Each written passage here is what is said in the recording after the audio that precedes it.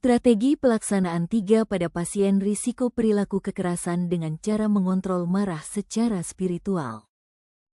Assalamualaikum, selamat siang Mbak Tata. Selamat siang. Baik Mbak Tata, sesuai dengan janji saya 2 jam yang lalu, sekarang saya datang lagi ya Mbak. Bagaimana perasaan Mbak Tata saat ini? Apakah sudah merasa lega atau masih merasa kesal? Masih kesal, Tapi sedikit lega. Apakah ada hal yang ingin Mbak Tata sampaikan setelah mengikuti beberapa latihan untuk mengelola rasa marah? Saya jadi lebih lega gitu. Gitu, ya baik Mbak. Sebelumnya Mbak Tata, saya mau tanya, apakah Mbak Tata bersedia untuk meluangkan waktu untuk beribadah? Ada. Bersedia Mbak? Iya. Baik. Apakah Mbak Tata tahu tentang hubungan beribadah dengan mengontrol kemarahan?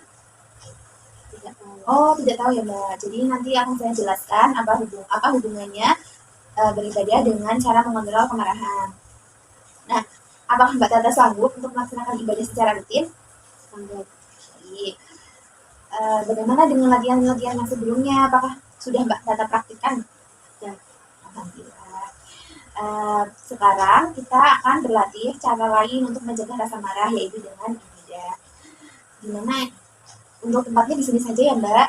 Untuk waktunya sekitar 10-15 menit. Apakah Mbak Tata sudah siap? Siap. Jadi Mbak Tata, sekarang kita akan latihan mengontrol marah dengan cara spiritual, yaitu beribadah.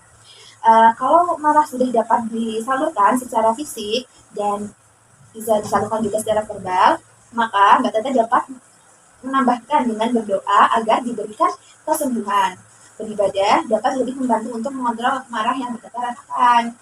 Nah, untuk latihan kali ini bertujuan untuk membantu mengontrol rasa marah Mbak Tata sesuai dengan keyakinan Mbak Tata. Harapannya setelah Mbak Tata beribadah, pikiran dan perasaan Mbak Tata akan lebih tenang sehingga emosinya dapat lebih terkendali. Nah, sebelum kita mulai latihan ini, mari bisa Mbak Tata mempersiapkan diri Mbak Tata, tenangkan pikiran Mbak Tata dan buat diri Mbak Tata perasaan yang lain, Mbak.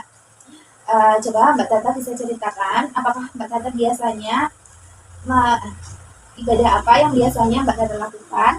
Biasanya saya wudhu, terus saya berdoa. Baik Mbak Tata, jadi Mbak Tata biasanya melakukan wudhu dan lalu berdoa ya Mbak. Nah, kalau Mbak Tata sedang marah, Mbak Tata coba langsung duduk dan tarik nafas dalam. Jika tidak reda, Mbak Tata juga bisa merendahkan badan agar rileks. Tetapi apabila tindakan itu tidak mengurangi rasa marah yang Mbak Tata rasakan, Mbak Tata bisa mengambil air wudhu kemudian berdoa seperti yang biasanya Mbak Tata lakukan. Nah, Mbak Tata bisa melakukan sholat secara teratur untuk meredakan amarah yang Mbak Tata rasakan. Coba bisa Mbak Tata sebutkan apa saja sholat 5 waktu yang biasanya Mbak Tata laksanakan? Biasanya yang pertama itu subuh, terus zuhur, terus asar, terus maghrib. Bisa. Ya, benar ya Mbak. Jadi Mbak Tata, jika Mbak Tata merasakan marah, namun Mbak Tata sudah mencoba untuk mempraktikkan latihan mengontrol marah secara fisik ataupun verbal, tapi rasa marah yang Mbak Tata alami itu masih Mbak Tata rasakan, tidak hilang-hilang. Mbak Tata bisa langsung mengambil air wudhu, lalu berdoa, berzikir, atau jika sudah waktunya sholat, Mbak Tata bisa melakukan sholat.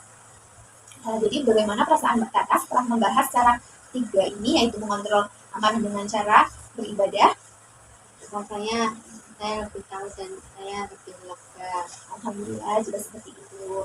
Bisa Mbak Tata sebutkan lagi bagaimana cara bisa Mbak Tata sebutkan lagi apa saja cara yang dilakukan untuk mengontrol marah yang sudah kita latihan dari hari-hari kemarin?